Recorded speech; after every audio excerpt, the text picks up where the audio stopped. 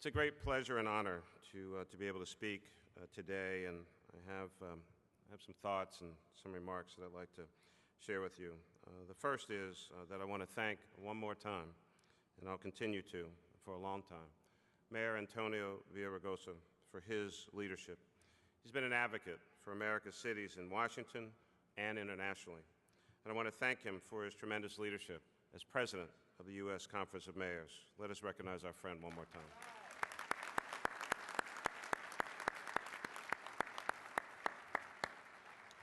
In Los Angeles, he's been a champion of innovative efforts such as the half-cent transportation tax, which is strongly supported by voters. And during his presidency of our organization, he's been at the forefront of critical debates that will shape the future of our country. But what I like most about him is his passion, his commitment, his dedication. You never have to wonder what's on Antonio Villaraigosa's mind. He's going to tell you whether you want to hear about it or not. But he's also very caring. The work around immigration, and certainly the announcement just the other day by President Obama with regard to Dreamers, and all the other work that he has done as conference president and as the mayor of that great city. I've had the opportunity to see him in action. We were in Los Angeles last year, and he didn't know it at the time. I've subsequently shared with him that when we had some challenges last year in Philadelphia, I used some of the ideas from Saturday Night Lights, that program that we saw, which was just a great, great program in LA, but a great leadership tool as demonstrated by the mayor. Give it up for him one more time. Let me also congratulate Mayor Scott Smith of Mesa, our friend. He's, of course, our new Vice President of the U.S. Conference of Mayors. I know that we can accomplish a lot together, and I'm looking forward to working with you, Scott, to tackle the issues that face our nation's cities. And while we're at it, let's congratulate our new second Vice President, Sacramento Mayor Kevin Johnson. Kevin, congratulations.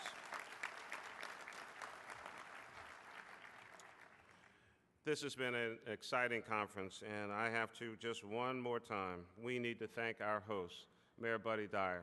What a great, great hospitality event that we have experienced here in Orlando.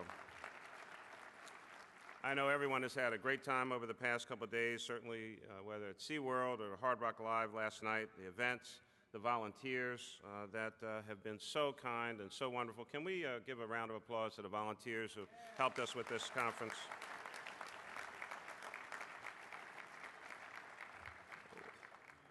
The mayor's been kind enough to also share some of the things that they did to make this conference successful. And at our leadership conference in Philadelphia next month, we'll be taking some of the logistical provisions that you made for this event to make sure that Philly is successful next month. Our CEO and Executive Director, Tom Cochran, and the staff at the U.S. Conference of Mayors, let me thank you for going out of your way to make not only a great conference, but to also make sure that Antonio and I and Scott, and now myself and Scott and Kevin will be able to do our jobs. Can we give it up for Tom and the staff here at USCM? Tom, you and the staff bring mayors together to help us accomplish great things. Thank you for your guidance and your enduring vision for the U.S. Conference and for our cities. This is a diverse organization. It's also the strength of this organization. And I want to make sure that we utilize our diversity for maximum impact and maximum service. That diversity is by party, it's by race, and it's by gender. And I particularly want to emphasize my personal commitment to raising the role and profile of our women mayors in the U.S. Conference.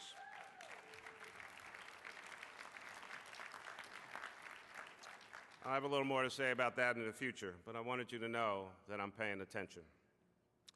To the many sponsors, of course, we've had Phillips and J.P. Morgan Chase up here, but we have a number of sponsors, the big room just a couple doors away, Siemens, and so many, many others. We should give them a big thank you for their continued support of the mission and vision of the U.S. Conference of Mayors. Let us thank our great sponsors. And we want to encourage more businesses to join with us and business groups, join our business alliance and partner with the USCM to take on the many national challenges for mutual benefit. The many speakers that we've had, and we have had some great, great speakers. We've listened and learned over the past couple of days. Your insights and your ideas will help us to better inform our constituents about policies when we get back home. And one of the great speakers is here. He happens to also be my congressman. Congressman Chaka Fattah is here with his wife Renee and their children. Please recognize U.S. Congressman Chaka Fattah.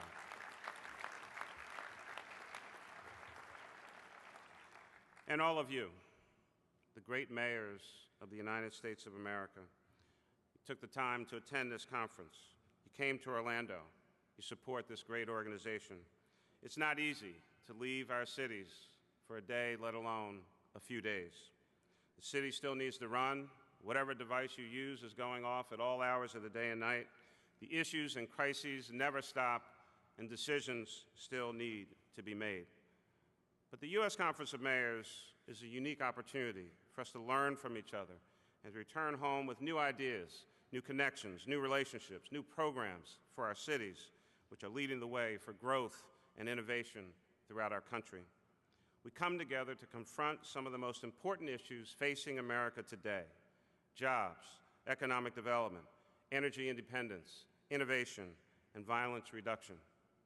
My personal commitment to you is that I want every trip, every phone call, every press conference, every conference call that we have, anything else that you participate in with USCM, I want it to have a value added. I want you to know that you're getting something out of it, that if anyone ever asked, you could tell them exactly what that was about, what the benefit is to you, and the question shouldn't be, should I go? The question should be, I can't afford not to go to a USCM event.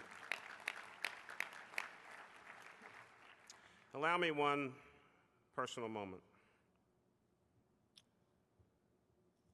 Over the past couple of days, I've been thinking, how do we get to this day? And how did I arrive at this particular moment? I think the one word that comes to me is family, from a couple different perspectives. One, my personal family is here. My wife, Lisa, and our daughter, Olivia, came in yesterday, and we were at some of the events last night. They've been so strong. They've been so understanding. They've been such great partners and so supportive. And all of you in your families, these jobs take a lot of time. They take a lot of effort. The dinners that you miss, the events and activities at home, things while you're out saving the world, you also need to make sure that things are still going well at home. These are tough jobs. Most people at home don't necessarily know that. They don't believe it. They think this is some version of the West Wing on TV, and that somewhere in the course of an hour, things will somehow work themselves out and everyone will be happy, and you just go on to the next commercial. Well, it just doesn't happen that way. People get killed. Bad things happen. Our public employees get injured. Some die. Someone didn't get service. A recession takes place. Things go wrong. And the one person that people call, as David was mentioning, they're going to call the mayor. And you're going to take that call, and you're going to get up out of your bed, or you're going to change your entire schedule, or you're going to miss dinner, or you're not going to make a ball game, or you're not going to do this, or you're not going to do that, because we are so passionately committed to what it is that we're trying to get done. But it does take a toll, and it does have an impact, and every now and then we need to recognize our families and thank them. And we thank your families for allowing you to do what it is that you do. And so let's give it up for our families and thank them.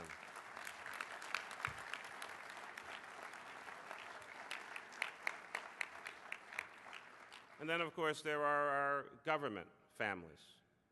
As wonderful as all of us may think that we are from time to time, and we get to be on the radio, and we're on TV, and we get quoted in the newspaper, and we're on Twitter and Facebook, and we're doing all these great and wonderful things. One thing I like to say back home is that there's no way in the world I'd be able to do any of these things but for having a great staff. And I believe that most of us probably believe that individually we have the best staffs in the United States of America. Every mayor wants to know that he or she has great and loyal people who are out there doing the job each and every day. Well, I'm fortunate to be able to say that, and I know you do back home as well. And so the person who's been with me the most on this particular mission is a guy who works very hard at home, but he's also become almost an institution here at the U.S. Conference in the very short period of time, at least for me, that we've been around. And that person is Tumar Alexander.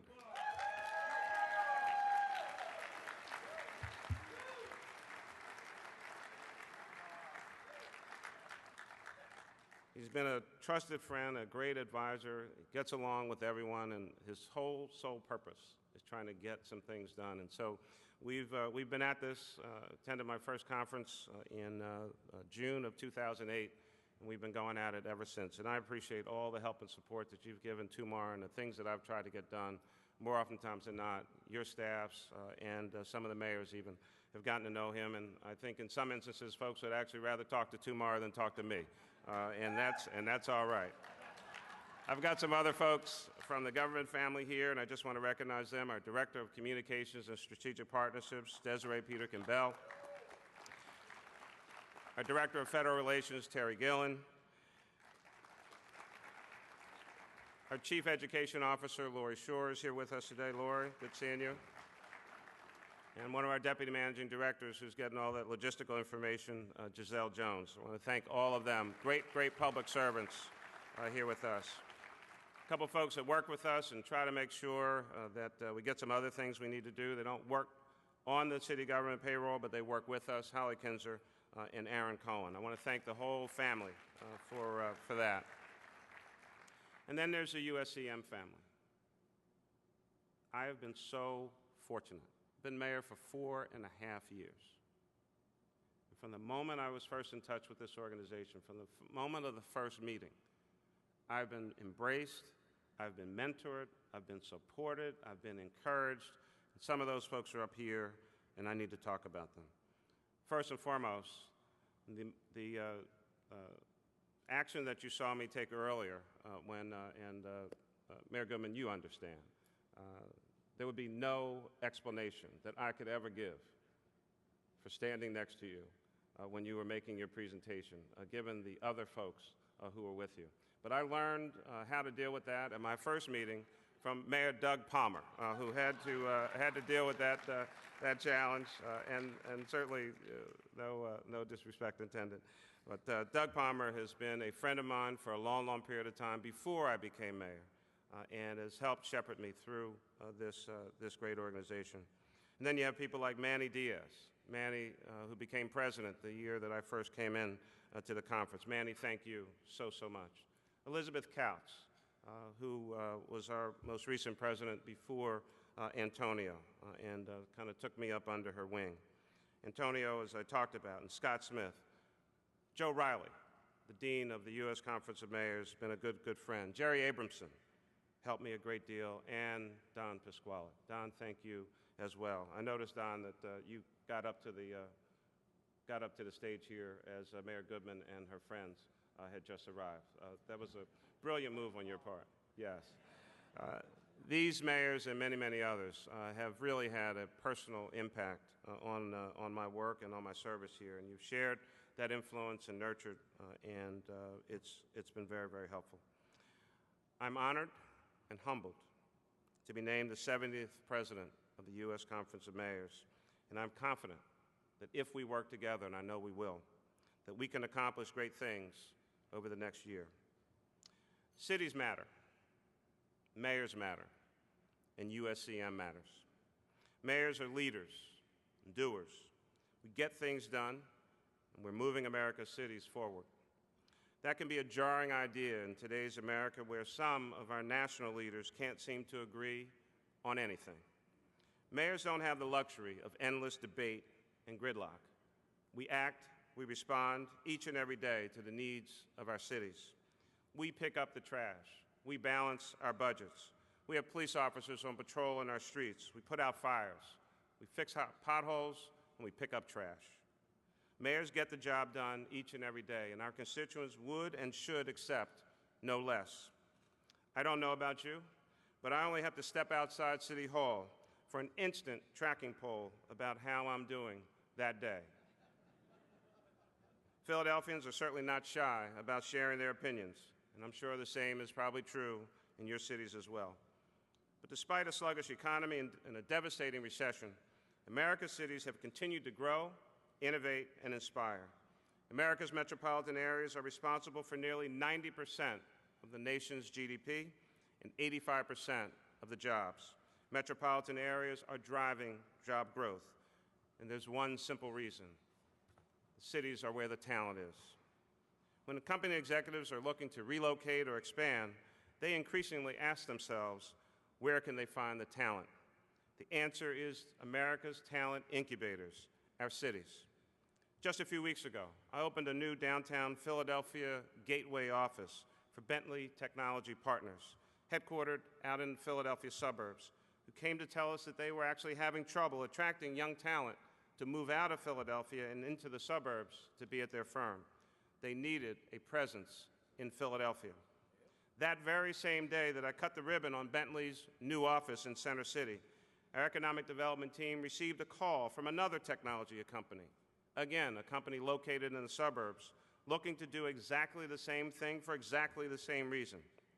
Cities are where the talent is. We have the universities and colleges and cutting-edge businesses that train the next generation and inspire new ideas. We are the place where young Americans and families want to live, work, and raise their families, and even have some fun. We attract imaginative and thoughtful entrepreneurs who are creating the concepts that will change the world. Cities are moving our country forward. It's the men and women in this room who have dedicated their lives to public service. It is America's mayors who are getting things done. Earlier this week, Bloomberg Philanthropies announced its Mayor's Challenge, a nationwide competition challenging mayors to submit bold, innovative ideas that can be replicated in other cities across the country. The Winning Cities program will receive $5 million for implementation, and 4 runners-up will receive $1 million each. I want to thank Mayor Bloomberg and Bloomberg Philanthropies for their confidence in the ingenuity of America's cities. Today, I have the honor of making another announcement for new opportunities for mayors all across the country. Mayor Bloomberg has asked me to make this announcement at this conference. Cities of Service, with funding from Bloomberg Philanthropies, is launching the Cities of Service Impact Volunteering Fund, a grant for cities that are leveraging the incredible power of service. Civic engagement is one of America's greatest strengths. Volunteers across the country are committed to cleaner, greener, more educated cities. They donate their time and their expertise to mentor young people, clean up lots, and provide workforce training. We need to tap into this extraordinary resource, and I know many of our cities are doing just that already. In Philadelphia, the Office of Civic Engagement and Volunteer Services has started programs such as our Graduation Coaches Campaign, which trains adults to serve as mentors to help young people graduate from high school and go on to college. So far, the city has trained 3,200 graduation coaches, including Lisa and I. Atlanta, under the leadership of Mayor Kasim Reed, has started the Love Your Block initiative. They're partnering with 27 community groups to complete citizen-led beautification projects. More than 400 volunteers have collected 17,000 pounds of litter, removed 1,500 square feet of graffiti, and revitalized neighborhoods. These are just 2 examples where cities can achieve what cities can achieve when they employ the profound power of service. I'd like to encourage each of you, large city, small city, or anything in between, to look at civic engagement actually as a municipal function, just as essential as police and fire and sanitation services. The Impact Volunteering Fund is a 2-year, $2 million grant fund that will be distributed to members of the Cities of Service Coalition that are committed to volunteering. Cities with locally funded chief service officers can apply for $50,000 or $100,000 grants to implement high-impact service initiatives. If your city does not have a chief service officer, you can still apply for a $25,000 grant to support a single service initiative, including a $5,000 initiative bonus if your city achieves the 1-year benchmarks. Mayor Bloomberg was the first mayor to implement a high-impact service fund and founded the Cities of Service Coalition. His funding has allowed many of us to hire chief service officers, and his continued support will fuel this work going forward. This funding is an opportunity to harness your most precious resource, your own folks, to achieve your vision for your city. 21st century governance requires that we employ every strategy, every opportunity to create jobs, build opportunity, and move our cities forward. We're working with nonprofit partners like Code for America, creating new ways to engage our constituents, or the Comcast Corporation providing low-cost internet access to low-income families through the Internet Essentials program. We're working in partnership with advocacy organizations such as the National League of Cities to address together those issues most critical to our metropolitan areas. We no longer have the luxury of relying on the old ways of doing things. We have less money and fewer people to provide services at a time when the demands are increasing for those very services that people want and need. And guess what? Unfortunately, I don't necessarily know that that's going to change anytime soon. I don't know that we're going back to pre-2007 levels anytime in the near term. This is the new normal in America. However, I am not deterred at all, and I don't think there's been a more invigorating or important time to lead a city in America. The times in which we govern force us to work harder, to be more creative, and to innovate. And it's happening in cities all across the United States. Mayor Rahm Emanuel has unveiled an ambitious, comprehensive Building a New Chicago plan, which will be one of the largest infrastructure investments in his city's history, and he's doing it without any help from Washington or Springfield. This $7 billion, three-year infrastructure program expects to create tens of thousands of jobs and will not include a tax increase. Now, that's innovation. Mayor Stephanie Rawlings Blake is working to make Baltimore a safer city by using new technologies that help her police department to respond to and learn from gun violence in high-crime areas more quickly and efficiently. Mayor Ashley Swearingen is creating jobs and revitalizing downtown Fresno by attracting new talent, new companies, and new sectors to her city. She's building their innovation economy by creating a vibrant, walkable downtown where people want to live and work. Mayor Chris Baldwin of the city of Elizabeth, New Jersey, is launching a Go Green initiative, which will make the city more efficient, accessible, and sustainable for its residents and the next generation. Mayor Tom Menino has created the Office of New Urban Mechanics, which is the City of Boston's innovation incubator, to create tools directly addressing the needs of residents and businesses. And Mayor Scott Smith, in response to a tight budget and the growing need for libraries in Mesa, opened an express library, which saved the city millions of dollars and still provided essential library services to the community. And Mayor Kevin Johnson is keeping us keenly focused on modernizing, reforming, and transforming education systems and getting mayors involved in the frontline battles to better educate our children. And Mayor Bloomberg recently proposed to outlaw large-serving soda sauce. This initiative could transform public health. I understand firsthand the influence that Big Soda has had on this debate, and I applaud the mayor for putting the health and well-being of New Yorkers first.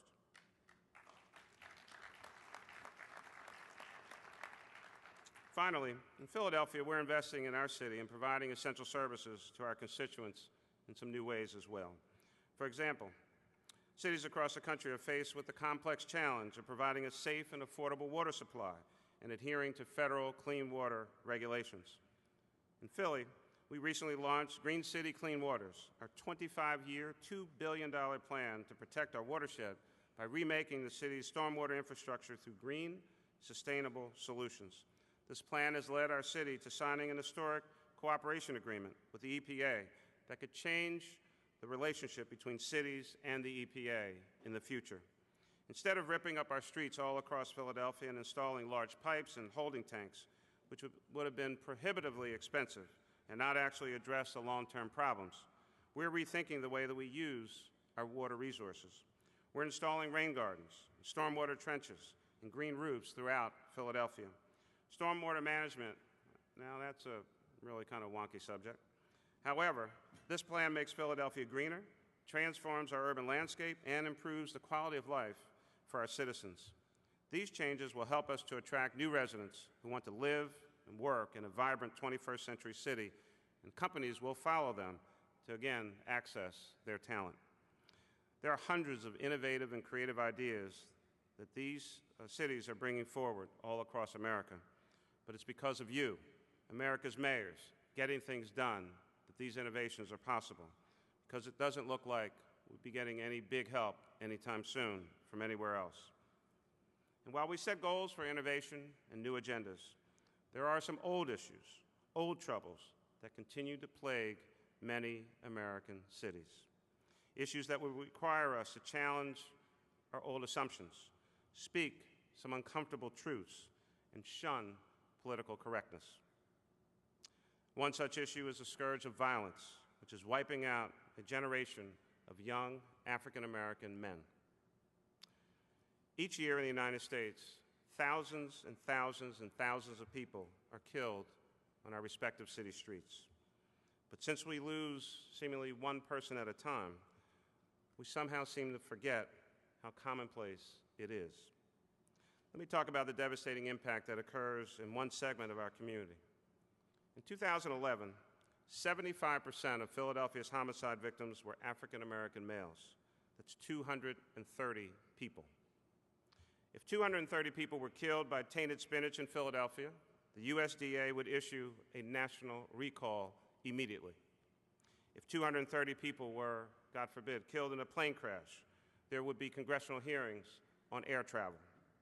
If 230 people were killed in a fire, there would be an investigation and review of fire safety. However, 230 African American men killed in one city, and nothing but silence. Now, this is not just in Philadelphia. Many of the mayors in this room face the same epidemic of violence in their cities as well. If our country's response to domestic terrorism was on the scale of our response to international terrorism, we could overcome this devastating violence and health disparities and educational gaps in a generation. There must be a national conversation on the impact of this violence on our families, our communities, and our country.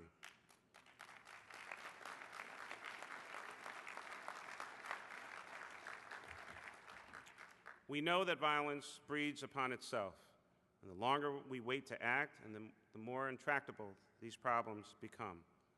This is our problem. It's America's problem because we created it through disinvestment, indifference, and neglect. And it's in cities where America must confront this challenge. This isn't just a black problem. It affects us all. Dr. Martin Luther King wrote from his Birmingham jail cell that we are all tied together in a single garment of destiny. Whatever affects one directly affects all indirectly. I want to thank Mayor Mitch Landrieu and the more than 20 mayors who have now signed up across the country for the Cities United initiative to tackle head-on black on black violence in our nation. And I also want to especially thank the U.S. Conference of Mayors, the National League of Cities, the Casey Family Programs, the Open Society Institute, and the Knight Foundation, and countless others for their commitment and their financial support to address this challenge. If we do not have the will to act, then who? If our efforts do not lead to confronting these obstacles, then what? And if not now, then when?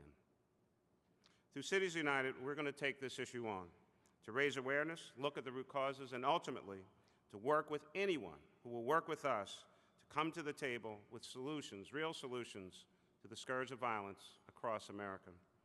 And although this conversation will be started and driven by cities, we must bring in more partners.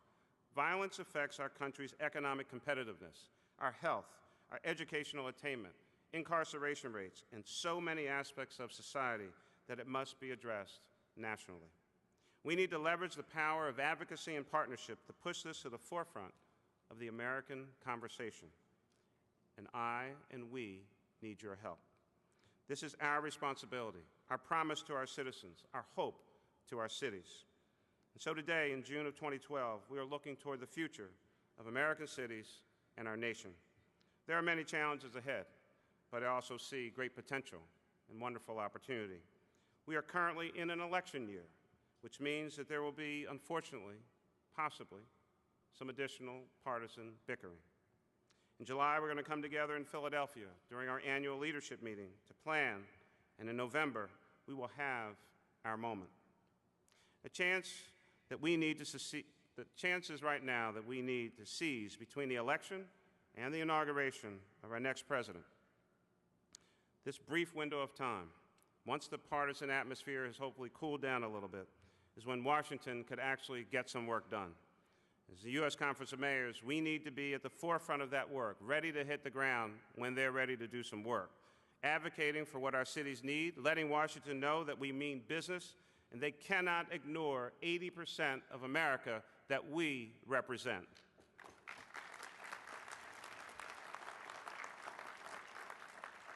Cities need to continue to create jobs and support small businesses and drive the economy. We cannot compete in a global economy if we're not training our workforce, and education is critical to our economic competitiveness today and tomorrow. As the U.S. continues to transform into a knowledge-driven economy, we need an educated workforce that can take these jobs. A high school dropout earns $1 million less over his or her lifetime than a college graduate. And I promise you, we know that that gap will only get bigger in the years to come. In Philadelphia, I've often said that education is our public safety strategy. It's our health strategy. It's our poverty reduction strategy. Education is economic development.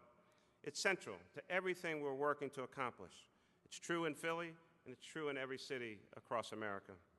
Congress and the White House must understand that educating our young people is how we build a strong America with cutting-edge industries whose products are in demand all over the world. Cities need support to grow our economies. The tagline, "Made in America," means quality everywhere. America is known for high-quality, specialized, advanced manufacturing. Consumers will seek out Made in America. It's one of our country's greatest assets. Congress needs to support the manufacturing sector, which is a crucial industry for cities across the nation because it creates good, family-sustaining jobs for America. Cities need Congress to pass a transportation bill that is long-term in nature.